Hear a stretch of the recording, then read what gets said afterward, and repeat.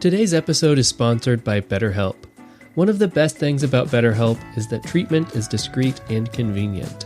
I know that especially in a small town, it might be difficult to find treatment, or it may be intimidating because small town gossip spreads like wildfire. You shouldn't feel judged for seeking help with your mental health.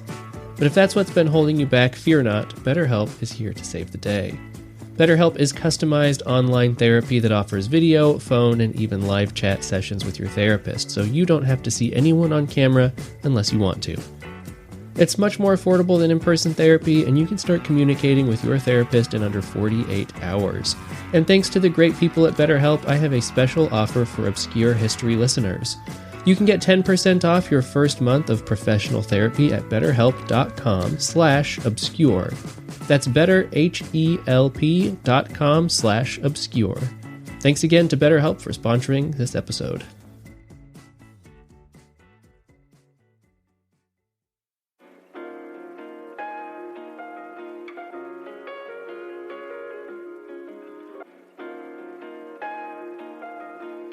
Dating is hard. I assume it's hard. I've been happily married for basically my entire adult life. But I am on social media, and I see how things have changed in the last few years. The last time I dated somebody, aside from my wife, we were still scratching out 2-sentence text messages on our flip phones. Certainly, social media existed, and I could chat with my friends and potential suitors on MySpace, but it was nothing like today. If you're feeling overwhelmed by trying to learn dating etiquette in our increasingly digital world, don't fear. Dating has always been very, very complicated. My name is Josh, and this is Obscure History.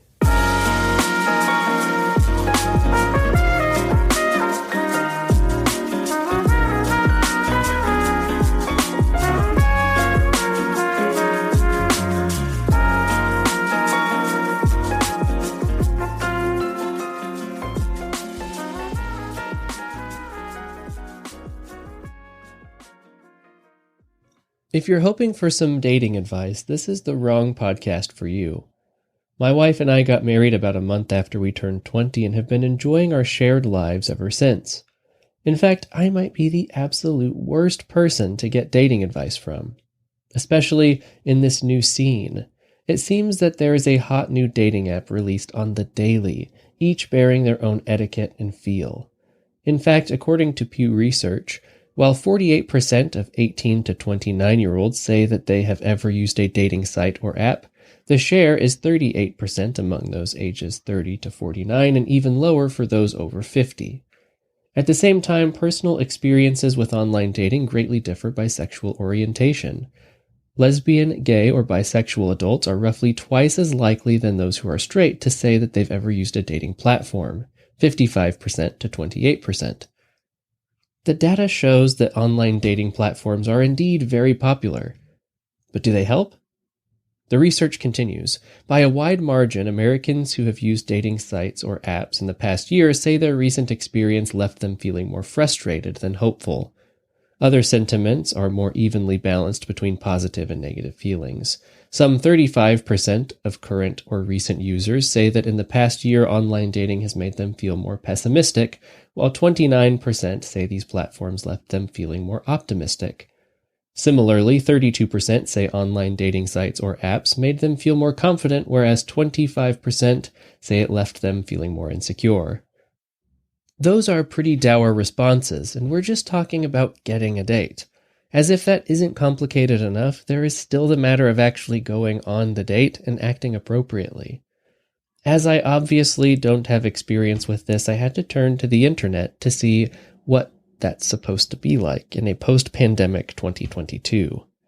And what I found was incredibly confusing. Dozens of new-to-me terms like woke fishing, cuffing, love bombing, orbiting, and breadcrumbing make dating seem like an entire SAT category. So perhaps you're wondering why we started here, a married man trying to understand post-pandemic dating culture. Well, I recently stumbled upon a very interesting story about the trials and tribulations of dating. After the United States got involved in World War I, American citizens faced very familiar wartime shortages. Consumer products like food, Stamps and home goods were rationed, and those on the home front of the war were asked to make sacrifices whenever they were able. Michigan State University notes that rationing and buying bonds became the number one way that everyday Americans could support the war effort and the soldiers fighting overseas in Europe. The National Food Garden Commission encouraged families to expand their gardens and grow not only for their household, but for their country. A nation at war is a nation with a food problem. A nation with a food shortage is a nation in peril, they said. Women were entered in contests and praised in magazines for their hard work and gardening achievements that benefited the war effort. Headlines like, "Are you trying for the war-saving stamp prizes offered by the Commission?" encouraged Americans to get better at gardening and canning their crops by showing women who have been successful despite being novice gardeners. The National War Garden Commission published a free book titled Home Canning and Drying of Vegetables and Fruits.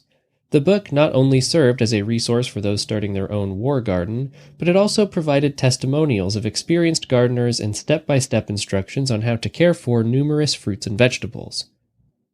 Another product that was rationed was gasoline, and in response to the gasoline shortage, motorists were encouraged to ride-share.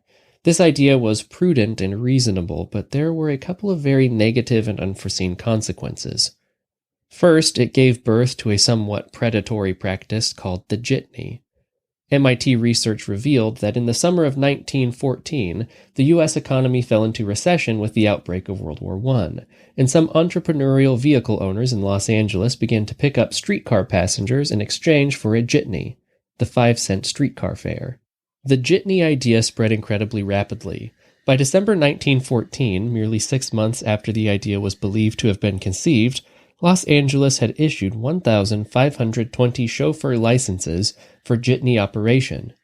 In San Francisco, the jitneys first appeared in 1914 and were first used to transport workers and attendees to the 1914-1915 Panama Pacific International Exposition. By 1915, over 1,400 jitneys were operating in San Francisco, with the first jitneys beginning service in Portland, Maine in March 1915. The jitney craze had spread from the west to the east in 9 months. Jitney use was not without trade-offs. Jitney drivers were known to drive aggressively and accidents were frequent, with passengers standing on the back of vehicles and on the running boards. Serious injuries did occur. The transport of female passengers raised concerns in some social circles. At its peak, it is estimated that nearly 75,000 jitney drivers were operating in the United States at any given time. The second unintended consequence of World War I ride-sharing was that most of the people who were left on the home front were women, and many of those women would find themselves ride-sharing with men that they probably didn't know. This wasn't ideal because it put a lot of women into very uncomfortable positions. And despite the very awkward and compromising positions they were put in, the women of World War I America persisted, and eventually the war ended. Many couples were reconnected when the men came home, and food and home goods were no longer rationed. There was also no longer a gas shortage, so women were no longer encouraged to share rides with random men. But sometimes things take a while to go back to normal. But before we get to that, we need to stop and pay the bills. If you want ad-free episodes with bonus content, hit the subscribe button on Apple Podcasts. If you want to chat with me and other like-minded history nerds completely for free, then join our Discord server. It's free and it's fun. The link will be in the show notes. After the boys returned from the war, life began to return to normal. However, things changed slowly, and men were still trying to pick up women to ride-share, even though it was no longer encouraged or required.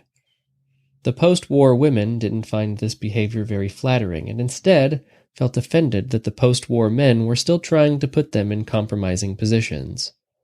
So one woman decided to put an end to it once and for all. In 1923, Alice Riley drafted up the charter and rules for a club called the Anti-Flirt Club.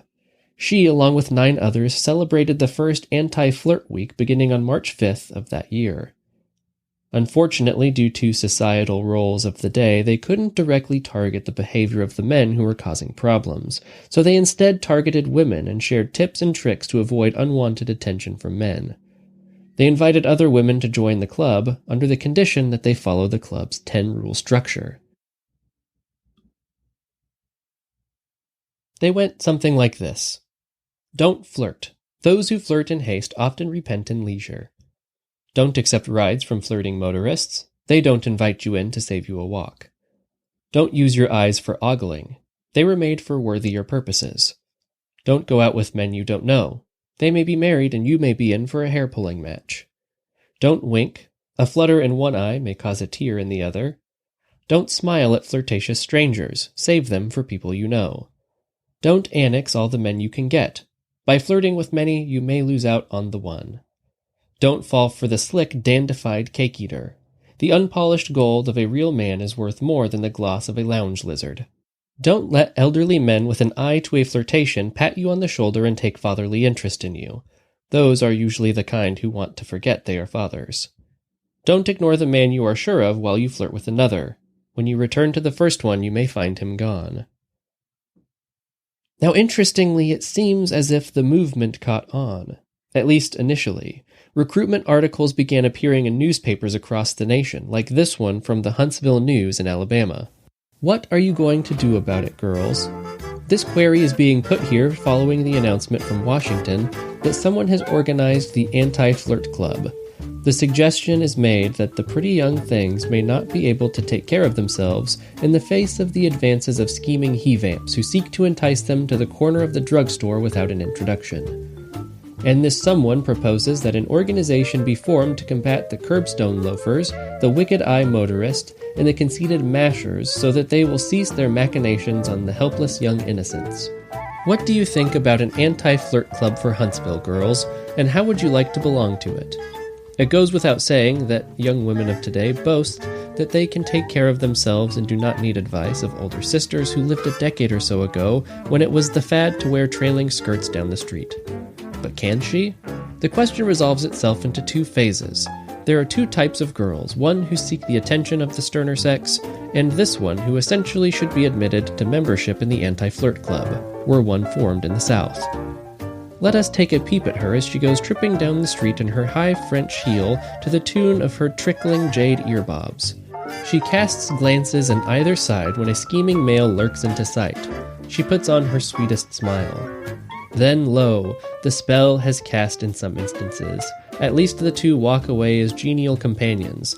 This type of girl might profit by such an organization. But would she join it? The other type of girl is one who can truly proclaim that she can protect herself from the designing males who loaf the street corners.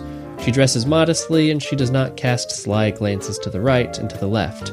She attends her own affairs while she is in the reach of so-called mashers, and if, as she rarely is, she is attacked by some sly smile from the schemers, she gives them the cold shoulder. Her appearance is her protection, and she is not subjugated to the rude insults that her less sensible sister invites. Well, it's up to you, girls. What do you think about an anti-flirt club in your home state? Or this spirited article from Oakland, California. See that wink? Well, that is all very well where it is, but just let a mere man try it, and this is what will happen to him. The Anti-Flirt Club will get him if you don't watch out. The lovely lady behind the wink is not flirting with you. She is just putting on an animated demonstration of what no male masher may do and get away with. She's Miss Jackie Brunez, Century Theater leading woman, and she is the leading woman of the Anti-Flirt Club too, for we unanimously elected her president right off the reel. You see, we girls decided the end must come to this everlasting embarrassment of having unknown and presuming men try to flirt with us, staring rudely, making fresh remarks, and actually winking at us on the street. So the other day we held a grand indignation and organization meeting, and as a result there's going to be something doing.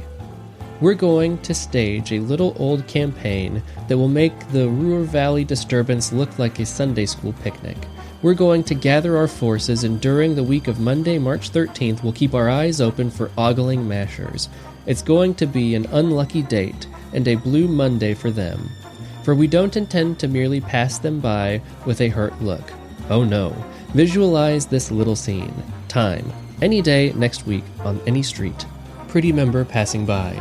Masher casually winks an eye. Pardon me, haven't we met before? "I can't say, sir, but I'd adore to saunter down the street a bit so you and I may speak of it." "Well, cutie, what's the bill of fare?" "Just walk with me around the square. I'll introduce you to a friend of mine. I'm sure he'll cotton to your line. You know, I feel you two really should meet. He's the policeman on his beat. Officer, here's a mashing pest. I'll leave you. He needs a rest." That's the way the Anti-Flirt Club works. So girls, now's the time to get up your fighting spirit and join. If you've had the embarrassing experience of the masher's attentions on the street corners or in automobiles or in streetcars, you're qualified for membership in the Anti-Flirt Club. And you are not only privileged but urged to cooperate with all of us irate flirt eradicators, and will countenance most any working method you can devise and beneficially carry out. Miss Brunia says, "I'm for the club and the campaign. A girl goes jauntily down the street. The world is a joyful place and she smiles with the sheer pleasure of being alive. And who wants to see a girl wearing a soured-on life face? But just because all life to her seems sweet and fresh is no sign to the masher that she should fall in line and be ditto." And Miss Brunia says further, just because a girl is on the stage, some men seem to think they are privileged to make familiar remarks to her as she leaves the theater. As president of the Anti-Flirt Club, I'll be right on hand for the campaign launching next Monday, and woe to the unknown male who attempts a second look or a casual wink of the eye.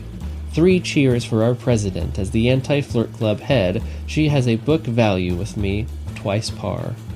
You should have been there when the club held its initial meeting. If the male flirt could have known all the dreadful things the members vowed to do to him, he'd either make his eyes behave or he'd vow to stay indoors during the campaign week. Here are some of the slogans adopted by enthusiastic members. Do they sound like business? "Closed eye, closed fist. And I'll close his other eye too," viciously asserts the up-and-coming organizers of the slogan. "Wink an eye and watch us work," is the threatening motto of a serious trio of high school seniors. And get this one. "Mangle the masher." That from an Oakland athletic girl. There will doubtless be various methods of snuffing out the existence of the he-flirt in demonstration during the campaign. But the results will be the same. On with the campaign, and this is our warning to the Oakland masher. Beware the ideas and eyes of March. The movement began to be reported on across the pond in the UK, and U.S. congressmen even began to show their support for it. Former Congressman Herrick joins the Anti-Flirt Club talk. Washington, D.C. Manuel Herrick, ex-congressman from Oklahoma, who stirred the Capitol some months ago with his crusade to end beauty contests, today joined the Anti-Flirt Club, composed of pretty government workers. Herrick urged the girls to be strong of heart, grit your teeth and forge ahead in your righteous cause. He warned them to beware of the young men who ask girls to go on automobile rides. Remember that all young men who ask a young lady to ride in a machine do not do it simply to save her a walk, he said.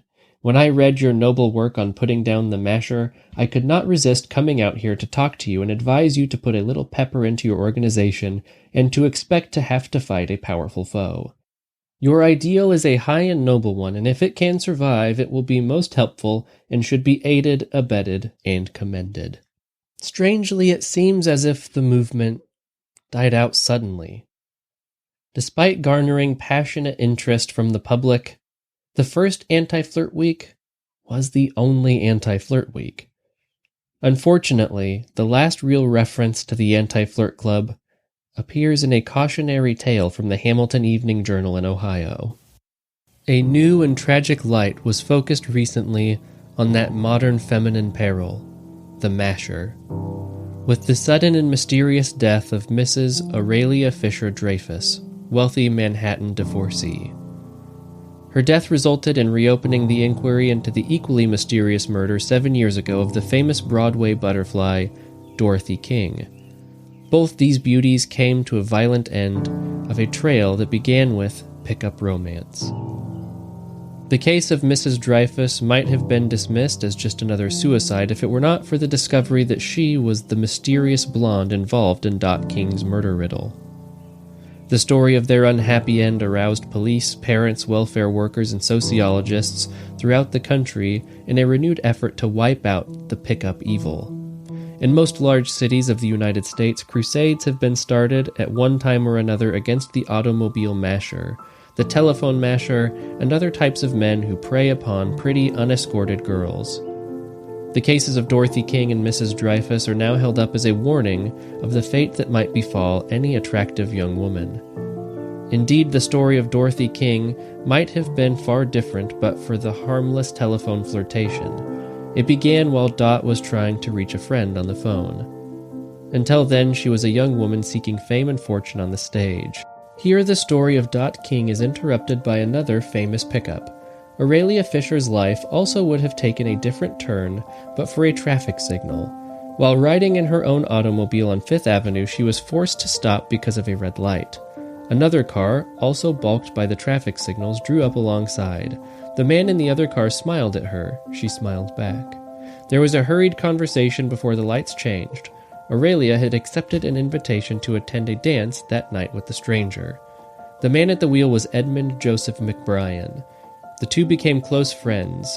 Theirs was a friendship that did not seem to be interrupted in the least, even when Aurelia Fisher was married to Herbert Dreyfus, a wealthy New York broker, in October of 1923.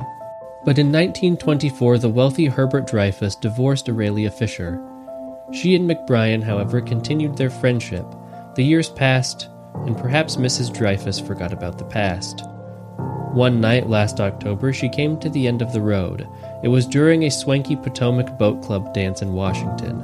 She was accompanied, as usual, by McBrien. The best of the capital society was there. Lights and music floated about her. But Mrs. Dreyfus was unhappy. Just why she was unhappy is yet to be cleared up. It is of the utmost importance to the police.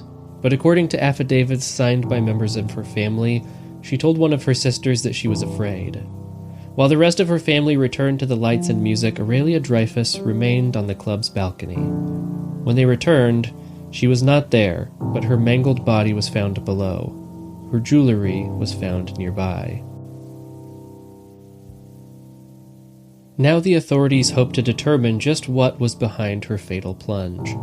The grand jury intends to investigate until it is able to say whether she jumped or was pushed to her death. Regardless of the outcome, the startling lesson of her pickup romance remains. For, like Dorothy King, it led to tragedy. Recent investigations show that the masher is proving to be a menace throughout the country. There have been scores of cases in which young ladies who carelessly accepted rides or flirted over telephones have come to grief in the end. Newspaper headlines almost every week tell of attacks on girls. In Washington, where the case of Aurelia Dreyfus reached its unhappy climax, an anti-flirt club has been formed. Its members, composed of young girls, are pledged to refuse rides from strange motorists. The code of guidance urges girls not to flirt, not to accept rides, not to carry out telephone conversations with strange masculine voices. And that's where the trail runs cold. What started as a way to condemn the rideshare dating culture that was no longer necessary in post-World War I America evolved into a shield, a cautionary tale. Unfortunately, due to societal expectations, it was difficult for women to directly refute the actions of men at the time. So the Anti-Flirt Club and similar actions focused on the behavior of women, despite them being the victims.